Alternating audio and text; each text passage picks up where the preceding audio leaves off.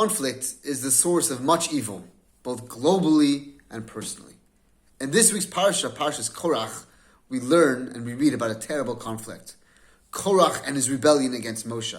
Korach was a guy who publicly questioned Moshe's credibility and his right to be the leader of the nation. He led a group of 250 men from the tribe of Levi in a blasphemous revolt, challenging Moshe and Aaron's authority. He ultimately failed and was, in dramatic fashion, swallowed up by the earth. But where did this come from? This conflict, this fight, which seemingly is ridiculous, because the entire nation experienced and witnessed the gigantic ability of Moshe. They knew firsthand experience Hashem's special relationship with this saintly Moshe. How on earth could Korach create such a fight? How could he be drawn into a conflict with Moshe?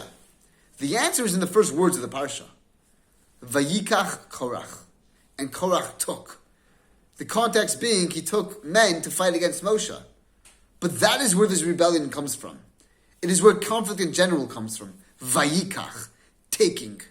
If our perspective of the world is that of a taker, what can I get from this? How can this benefit me? That path inevitably leads to jealousy, egotism, and endless conflict. It can even lead to picking silly fights like standing up against Moshe.